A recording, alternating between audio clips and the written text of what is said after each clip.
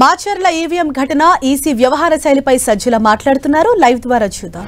ప్రేమతో రావాలా లేదా వాళ్ళ ముఠాలో సభ్యుడిగా వెస్టెడ్ ఇంట్రెస్ట్తో రావాలా ఆ పార్టీ టీడీపీ తరఫున, లేదా భయపడైనా కాళ్ళబేరానికి వచ్చి వాళ్ళు చెప్పినట్టు వినాలా? ఈ మూడు అది రాజకీయ పార్టీ లక్షణం కాదు. ఈ మూడు లక్షణాలతోనే బతికే పార్టీ వ్యవస్థలను మేనేజ్ చేయడం, వెస్టెడ్ ఇంట్రెస్ట్ ప్రొటెక్ట్ చేయడం, వాళ్ళ వెస్టెడ్ ఇంట్రెస్ట్ ప్రొటెక్ట్ చేయడం, చేసే రకంగా చూడడం, దారిలోకి రాని వాళ్ళని మీడియా పవర్ యూజ్ చేసి ఈ తమకున్న గోబెల్స్ ప్రచారం ఏదో దాంతో దెబ్బ కొట్టి కాళ్ళబేరానికి తెచ్చుకోవడం. వాడు ఎంత వాడైనా సరే మోడీకే దిక్కు లేదు, ఆయన్నే రోడ్డు మీద పడేసి ఆడుకున్నాడు చంద్రబాబు నాయుడు. అంత శక్తి సంపన్నులు వాళ్ళు చంద్రబాబు నాయుడు దాంట్లో. వీటితో బతుకుతున్న పార్టీ. లేకపోతే ఈ కేసులో ఆయన తరఫున మేము మాట్లాడాల్సిన అవసరం లేదు, అది రాజకీయ పార్టీ, ఆయన డిఫెండ్ చేసుకోవచ్చు, మా పరిధి కూడా కాదు. అయితే వాట్ ఈజ్ అపియరింగ్ ఆ మీడియాలో అది గమనించండి. చీఫ్ సెక్రటరీ 800 ఎకరాలు 600 ఎకరాలు 100 ల్యాండ్ గ్రాబింగ్ అని చెప్పి ఈరోజు పేపర్లలో వస్తుంది. ఈనాడులోనూ జ్యోతి రామోజీరావు రాస్తాడు, రాధాకృష్ణ రాస్తాడు. దాని మరుసటి రోజు ఇంకోటి కూడా వైజాగ్లో ఒక ప్రెస్ కాన్ఫరెన్స్ పెడతాడు. ఆ సాయంత్రము 11 మళ్ళీ టీడీపీ వాళ్ళు ఎలక్షన్ కమిషన్కు మిగిలిన వాటికి పిటిషన్లు పెడతారు. ఐ థింక్ కోర్టులో కూడా వేసింటారేమో, కోర్టులో కూడా ఒకటి వేస్తారు. అంటే 14 వేస్తే రీడర్ కానీ వ్యూవర్ కానీ చూస్తుంటే ఒకేసారి అన్ని వైపుల నుంచి కమ్ముకొని అటాక్ చూశాక ఏమో నిజం ఉండకపోతుందా అని అనుకుంటారు. ఈరోజు క్యారెక్టర్ అసాసినేషన్ అయిపోయి ఈజ్ ఇట్ పాసిబుల్ 400 ఎకరాలు 500 ఎకరాలు ఒక అడ్డంగా తీసుకోవడము 10 రోజుల్లోనూ 100 రోజుల్లో సాధ్యమా? ల్యాండ్ టైటిలింగ్ యాక్ట్ పేరు మీద ముఖ్యమంత్రి మీ లక్షల ఎకరాలే స్వాధీనం చేసుకుంటాడన్న అలాంటి వాళ్లకు ఇది ఒక పెద్ద లెక్కలే కదా. వాళ్ళు ఆరోపణలు అట్లాంటివి చేయొచ్చు, వైల్డ్ ఆరోపణలు, కానీ అది సాధ్యమా? ఒకటి. రెండవది, ఒకవేళ అదేదైనా ఆరోపణ ఉంటే దానికి ఇప్పుడు చీఫ్ సెక్రటరీ ఎన్నికల సమయంలో ఉండకూడదు అనడానికి ఏం సంబంధమో ఎవరికి అర్థం కాదు. వీళ్ళ డిమాండ్ అది ఉంది కాబట్టి ఈ కౌంటింగ్ మీద ఇది క్రియేట్ చేస్తారు కాబట్టి ఈయన తప్పించాలని డిమాండ్. అసలు మోకాలకు బట్టతలకు కాదు, ఇంకా దేనికి కలుపుకోవాలని చూస్తున్నారో అర్థం కావట్లే. క్లాసిక్ ఇది ఒకటి. టీడీపీ అంటే అబద్దాల మీదనో, అబద్దాలని ఎందుకంటున్నాడు జరిగిన దాన్ని బట్టి, ఆ ఆరోపణల గురించి వాటి గురించి కాదు. ఆరోపణ చేసావు బాగానే ఉంది, అది అక్కడ ఆగాలనా? కంక్లూజన్కి తీసుకెళ్తున్నారు. ఇమ్మీడియట్ ఈయన తప్పించండి అంటే నీకు టార్గెట్ ఏంది? చీఫ్ సెక్రటరీ ఆ వ్యక్తిని ఆ నుంచి తప్పించేసేయాలా? ఎందుకు? అల్టిమేట్ ఇది ఏం లేదు, మళ్ళీ ఆ వ్యవస్థ కూడా ఏదన్నా ఉంటే తన చేతుల్లోకి రావాలా?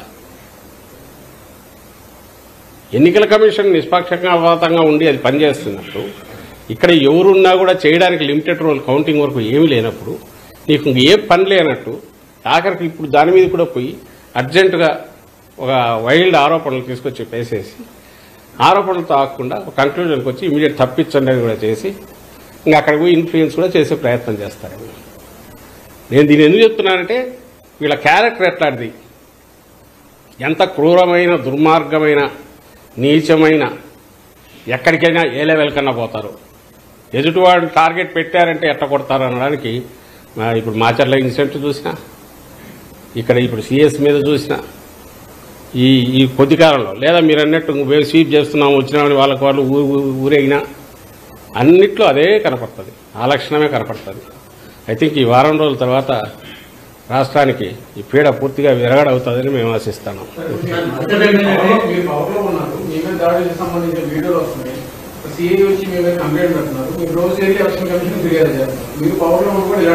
నేను ఇంతకుముందు అన్నా కదా, జనం అదే అనుకుంటారు, వీళ్లే కదా పవర్లో ఉండేది.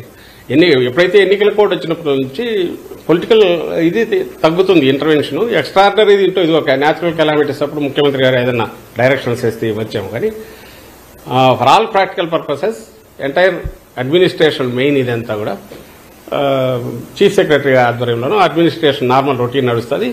ఏదన్నా ఉంటే ఎలక్షన్ కమిషన్ గైడ్ లైన్స్ ప్రకారం నడుస్తుంది. సో పొలిటికల్ తగ్గుతుంది. చంద్రబాబు నాయుడు కావాల్సింది అదే, ఇది సపరేట్ కావాలి. ఎన్నికల కమిషన్ నిష్పక్షపాతంగా ఉంటే జగన్మోహన్ రెడ్డి గారికి అడ్వాంటేజ్ ఉంటుంది కాబట్టి దాన్ని దారిలోకి కన్నా తెచ్చుకోగలిగితే, జగన్మోహన్ రెడ్డి గారికి ఎందుకు అడ్వాంటేజ్ అంటే వీ వాంట్ ఫెయిర్. ఇది మేము అపోజిషన్లో ఉన్నా రూలింగ్లో ఉన్నా ఇంకోటి ఉన్నా దాన్ని ఏమంటాము, అడిషనల్ మాకు అడ్వాంటేజ్ కావాలనో దాన్ని వాడుకోవాలని అయితే జగన్మోహన్ రెడ్డి గారు ఎప్పుడు అనుకోరు. అందుకే చెప్తున్నారు, కోడ్ వచ్చిన రోజు నుంచి డిస్టెన్స్ అయ్యాం. వీ ఎక్స్పెక్టెడ్ దాన్ని ఏమంటారు, ఎన్నికల కమిషన్ ఆ నిష్పక్షపాతమైన అంపైర్ రోల్ ప్లే చేస్తుంది అనుకున్నాం. కానీ అది చేయకుండా తన సహజమైన స్టైల్లో చంద్రబాబు నాయుడు దాన్ని ఇన్స్ట్రక్ట్ చేశాడు. దాని ద్వారా వాటెవర్ తను అనుకున్నవి ఇవి చేయిస్తున్నాడు. లేకపోతే నేనే క్వశ్చన్ వేస్తున్నా. 10 రోజుల తర్వాత సిఐ అనేవాడు నాకు గాయం తగిలిన తలకని చెప్పి 307 అప్పటికప్పుడు ఇచ్చేసి ఓ మెమో ఇష్యూ చేసే ఎట్లా కేసు బుక్ చేస్తాడు, ముద్దాయిని ఎట్లా చేస్తాడు, ఇది సాధ్యమేనా? అందరికీ తెలుసు ఇది కావాలని కక్ష సాయంతో చేశారని. అది ఎప్పుడు చేశారు? ఈ కేసులో రిలీఫ్ ఇచ్చినారని. పాల్వాయి గేట్ కేసులో ఎప్పుడైతే కోర్టు రిలీఫ్ ఇచ్చిందో అప్పుడు ఇచ్చేశారు. ఇవన్నీ మోటివేటెడ్, క్యాల్కులేటెడ్గా, డెలిబరేట్, కోల్డ్ బ్లడెడ్ అటెంప్టా అవునా కాదా అని మేము అడుగుతాం ఇన్సిడెంట్స్ నుంచి. మీరేమంటున్నారు? మీరు పవర్లో ఉన్నారు కదా అంటే, పవర్లో ఉన్నా మేము చేయము అట్లాంటివి, అలాంటి చేసే అలవాటు లేదు. ఇప్పుడు మేము కాదు ఉండేది పవర్లో, ఎన్నికల కమిషన్ ఉంది, అందుకే దానికే వెళ్ళి అయ్యా దేవరాన్ని రిప్రజెంట్ చేసుకుంటున్నాం, కాకపోతే కోర్టుకు పోతున్నాం.